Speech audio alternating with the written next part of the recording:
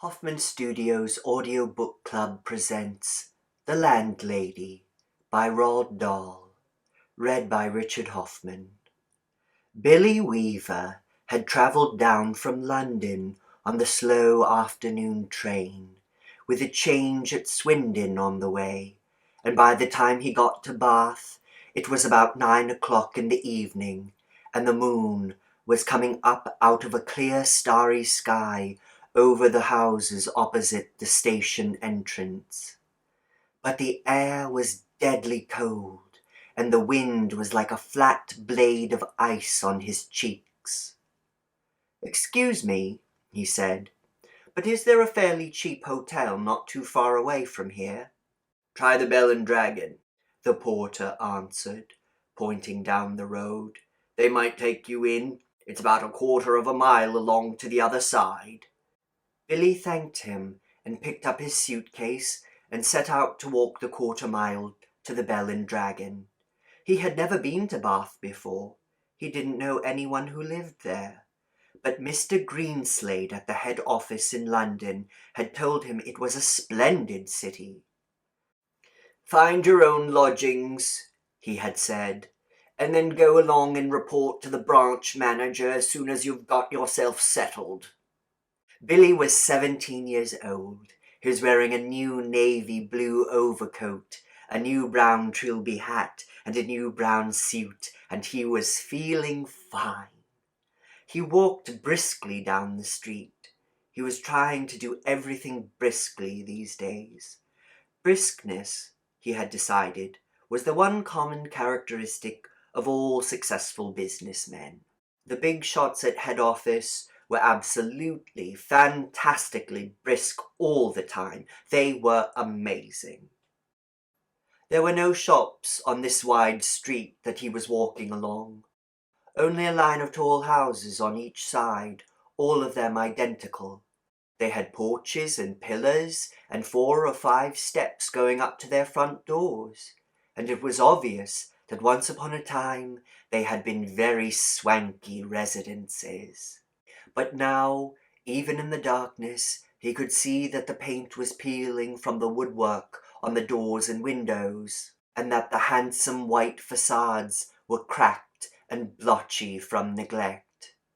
Suddenly, in a downstairs window that was brilliantly illuminated by a street lamp not 6 yards away, Billy caught sight of a printed notice propped up against the glass in one of the upper panes.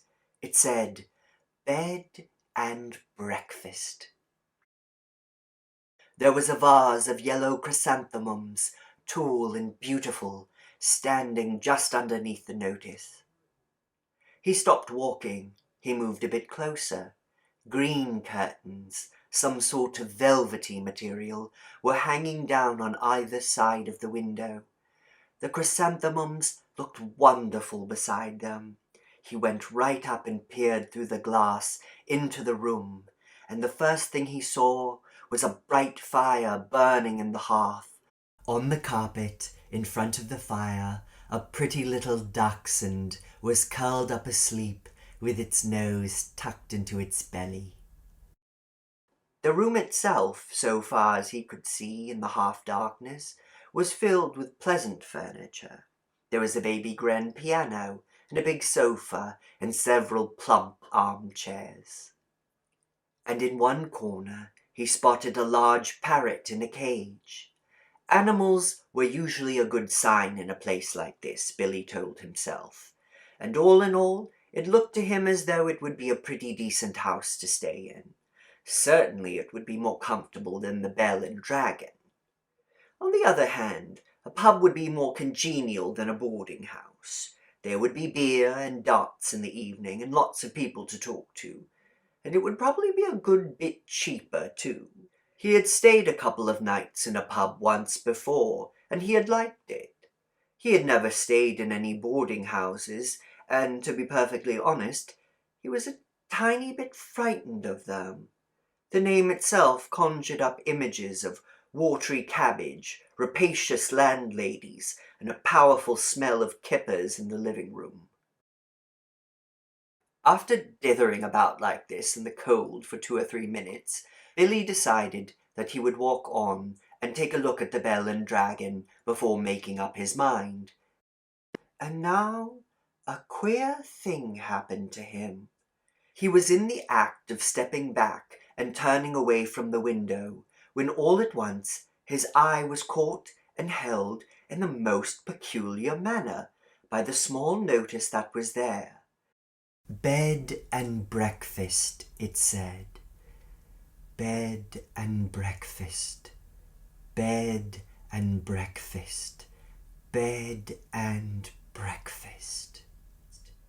Each word was like a large eye staring at him through the glass, holding him, compelling him, forcing him to stay where he was and not to walk away from that house. And the next thing he knew, he was actually moving across the window to the front door of the house, climbing the steps that led up to it and reaching for the bell. He pressed the bell. Far away in a back room he heard it ringing, and then at once, it must have been at once, because he hadn't even had time to take his finger from the bell button, the door swung open and a woman was standing there.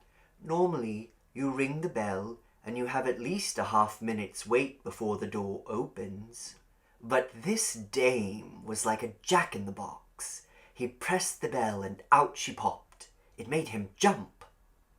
She was about 45 or 50 years old, and the moment she saw him, she gave him a warm, welcoming smile. "Please come in," she said pleasantly. She stepped aside, holding the door wide open, and Billy found himself automatically starting forward into the house. The compulsion, or more accurately, the desire to follow after her into that house was extraordinarily strong. "I saw the notice in the window," he said, holding himself back. "Yes, I know." "I was wondering about a room." "It's all ready for you, my dear," she said. She had a round pink face and very gentle blue eyes. "I was on my way to the Bell and Dragon," Billy told her. "But the notice in your window just happened to catch my eye." "My dear boy," she said, "why don't you come in out of the cold?" "How much do you charge?" 5 and 6 pence a night, including breakfast." It was fantastically cheap. It was less than half of what he had been willing to pay. "If that's not too much," she added, "perhaps I can reduce it just a tiny bit. Do you desire an egg for breakfast? Eggs are expensive at the moment. It would be 6 pence less without the egg." 5 and 6 pence is fine," he answered. "I should like very much to stay here." "I knew you would. Do come in." She seemed terribly nice. She looked exactly like the mother of one's best school friend, welcoming one into the house to stay for the Christmas holidays. Billy took off his hat and stepped over the threshold. "Just hang it there," she said, "and let me help you with your coat." There were no other hats or coats in the hall. There were no umbrellas, no walking sticks, nothing. "We have it all to ourselves," she said, smiling at him over her shoulder as she led the way upstairs. "You see, it isn't very often I have the pleasure of taking a visitor into my little nest." The old girl is slightly dotty, Billy told himself. But at 5 and 6 pence a night, who gives a damn about that? "I should have thought you'd be simply swamped with applicants," he said politely. "Oh, I am, my dear, I am, of course I am. But the trouble is that I'm inclined to be just a teeny-weeny bit choosy and particular, if you see what I mean." "Ah, yes." "But I'm always ready. Everything is always ready, day and night in this house. just on the off chance that an acceptable young gentleman will come along. And it is such a pleasure, my dear, such a very great pleasure, when now and again I open the door and I see someone standing there who is just exactly right." She was halfway up the stairs, and she paused with one hand on the stair rail, turning her head and smiling down at him with pale lips. "Like you," she added, and her blue eyes travelled slowly all the way down the length of Billy's body to his feet and then up again. On the first floor landing, she said to him, "This floor is mine." They climbed up a second flight. "And this one is all yours," she said. "Here's your room. I do hope you'll like it." She took him into a small but charming front bedroom, switching on the lights as she went in. "The morning sun comes right in the window, Mr. Perkins." It is Mr. Perkins, isn't it?" "No," he said. "It's Weaver." "Mr. Weaver, how nice. I've put a water bottle between the sheets to air them out, Mr. Weaver. It's such a comfort to have a hot water bottle in a strange bed with clean sheets. Don't you agree? And you may light the gas fire at any time if you feel chilly." "Thank you," Billy said. "Thank you ever so much." He noticed that the bedspread had been taken off the bed, and that the bedclothes had been neatly turned back on one side, all ready for someone to get in. "I'm so glad you appeared," she said, looking earnestly into his face. "I was beginning to get worried." "That's all right," Billy answered brightly. "You mustn't worry about me." He put his suitcase on the chair and started to open it. "And what about supper, my dear? Did you manage to get anything to eat before you came here?" "I'm not a bit hungry, thank you," he said. "I think I'll just go to bed as soon as possible because tomorrow I've got to get up rather early and report to the office." "Very well, then. I'll leave you now so you can unpack. But before you go to bed, would you be kind enough to pop into the sitting room on the ground floor and sign the book? Everyone has to do that because it's the law of the land, and we don't want to go breaking any laws at this stage in the proceedings, do we?" She gave him a little wave of the hand and went quickly out of the room and closed the door. Now, the fact that this landlady appeared to be slightly off her rocker didn't worry Billy in the least. After all, she was not only harmless, there was no question about that, but she was also quite obviously a kind and generous soul. He guessed that she had probably lost a son in the war or something like that and had never got over it. So a few minutes later, after unpacking his suitcase and washing his hands, he trotted downstairs to the ground floor and entered the living room. His landlady wasn't there, but the fire was glowing in the hearth, and the little dachshund was still sleeping in front of it. The room was wonderfully warm and cosy.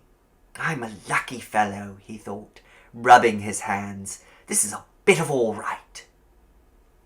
He found the guest book lying open on the piano, so he took out his pen and wrote down his name and address. There were only 2 other entries above his on the page, and as one always does with guest books, he started to read them.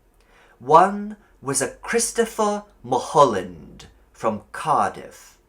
The other was Gregory W. Temple from Bristol.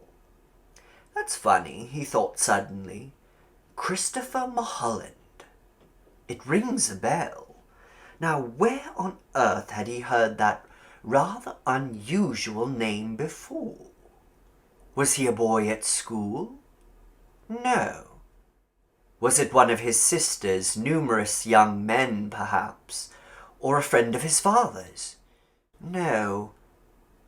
No, it wasn't any of those. He glanced down again at the book. Christopher Mulholland, 231 Cathedral Road, Cardiff. Gregory W. Temple, 27 Sycamore Drive, Bristol. As a matter of fact, now he came to think of it, he wasn't all sure that the second name didn't have almost as much of a familiar ring about it as the first. Gregory Temple, he said aloud, searching his memory. Christopher Mulholland. Such charming boys, a voice behind him answered, and he turned and saw his landlady sailing into the room with a large silver tea tray in her hands. She was holding it well out in front of her and rather high up, as though the tray were a pair of reins on a frisky horse. They sound somehow familiar, he said. They do? How interesting!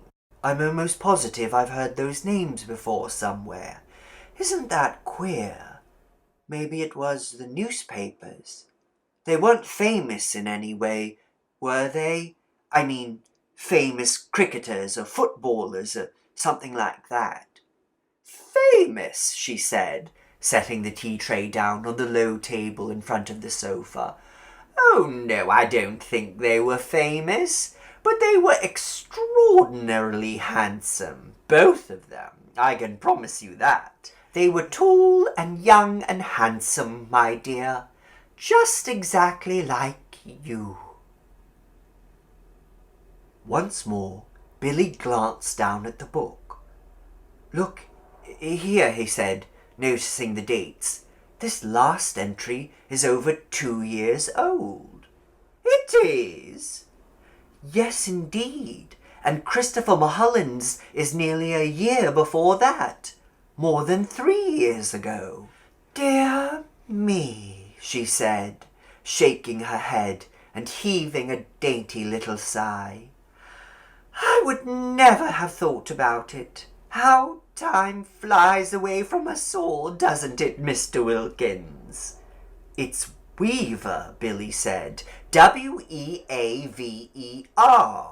Oh, of course it is, she cried, sitting down on the sofa. How silly of me. I do apologize. In one ear and out the other. That's me, Mr. Weaver. You know something, Billy said. Something that's really quite extraordinary about all this. No, dear, I don't. Well, you see, both of these names, Mulholland and Temple, I not only seem to remember each one of them separately, so to speak, but somehow or other, in some peculiar way, they both appear to be sort of connected together as well, as though they were both famous for the same sort of thing. If you see what I mean, like Dempsey and Tunney, for example, or Churchill and Roosevelt. How amusing, she said. But come over here now, dear, and sit down beside me on the sofa, and I'll give you a nice cup of tea and a ginger biscuit before you go to bed. You really shouldn't bother, Billy said. I didn't mean you to do anything like that. He stood by the piano, watching her as she fussed about with the cups and saucers. He noticed that she had small, white, quickly moving hands and red fingernails. I'm almost positive it was in the newspapers I saw them, Billy said. I'll think of it in a second, I'm sure I will. There is nothing more tantalizing than a thing like this, which lingers just outside the borders of one's memory. He hated to give up. Now wait a minute, he said. Wait just a second. Mulholland. Christopher Mulholland. Wasn't that the name of the Eton schoolboy who was on a walking tour through the West Country, and then all of a sudden— "Milk," she said. "And sugar?" "Yes, please." And then all of a sudden— "Eton schoolboy," she said. "Oh, no, my dear, that can't possibly be right, because my Mr. Mulholland was certainly not an Eton schoolboy when he came to me. He was a Cambridge undergraduate. Come over here now and sit next to me and warm yourself in front of this lovely fire. Come on, your tea's all ready for you." She patted the empty place beside her on the sofa, and she sat there, smiling at Billy and waiting for him to come over. He crossed the room slowly and sat down on the edge of the sofa. She placed his teacup on the table in front of him. "There we are," she said. "How nice and cosy this is, isn't it?" Billy started sipping his tea. She did the same. For half a minute or so, neither of them spoke, but Billy knew that she was looking at him. Her body was half turned towards him, and he could feel her eyes resting on his face, watching him over the rim of her teacup. Now and again he caught a whiff of a peculiar smell that seemed to emanate directly from her person. It was not in the least unpleasant, and it reminded him, well, he wasn't quite sure what it reminded him of. Pickled walnuts? New leather? Or was it the corridors of a hospital? "Mr. Mulholland was a great one for his tea," she said at length. "Never in my life have I seen anyone drink as much tea as dear sweet Mr. Mulholland." "I suppose he left fairly recently," Billy said. He was still puzzling his head about the two names.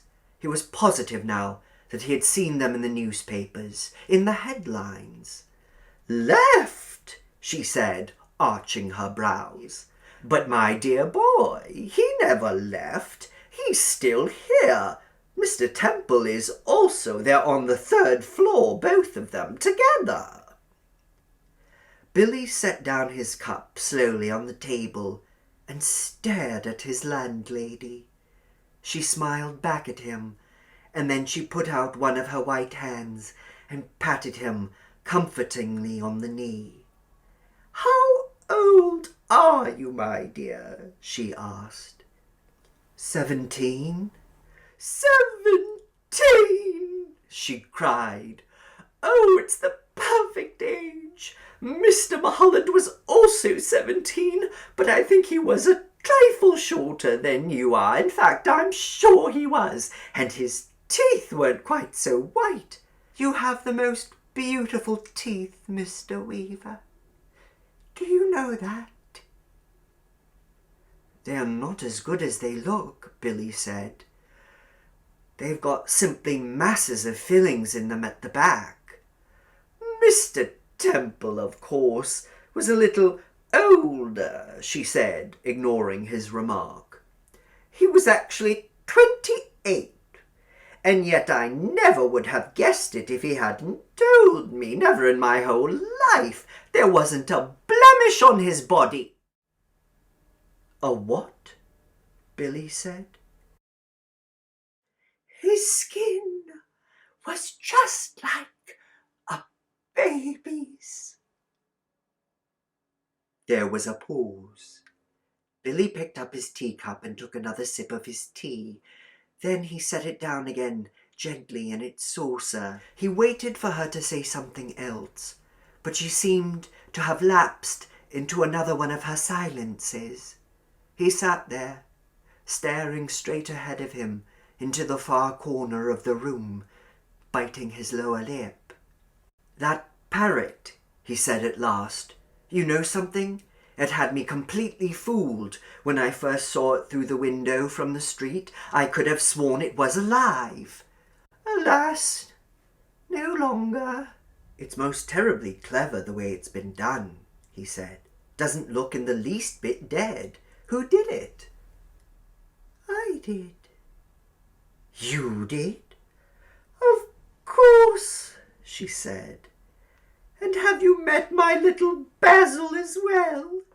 She nodded towards the dachshund, curled up so comfortably in front of the fire. Billy looked at it, and suddenly he realized that this animal had all the time been just as silent and motionless as the parrot. He put out a hand and touched it gently on the top of its back. The back was hard and cold, and when he brushed the hair to one side with his fingers, he could see the skin underneath, greyish-black and dry and perfectly preserved. "Good gracious me," he said. "How absolutely fascinating." He turned away from the dog and stared with deep admiration at the little woman beside him on the sofa. It must be awfully difficult to do a thing like that. "Not in the least," she said. "I stuff all my little pets when they pass away. Will you have another cup of tea?" "No, thank you," Billy said. The tea tasted faintly of bitter almonds, and he didn't much care for it. "You did sign the book, didn't you?" "Oh, yes." "That's good, because later on, if I happen to forget what you were called, then I can always come down here and look it up. I still do that almost every day with Mr. Mulholland and Mr. Temple," Billy said. "Gregory Temple. Excuse my asking, but haven't there been any other guests here except them in the last 2 or 3 years?" Holding her teacup high in one hand, inclining her head slightly to the left, she looked up at him out of the corners of her eyes and gave him another gentle little smile. "No, my dear," she said. "Only you." That was The Landlady by Roald Dahl, read by Richard Hoffman. Thank you for listening to this Hoffman Studios Audiobook Club recording.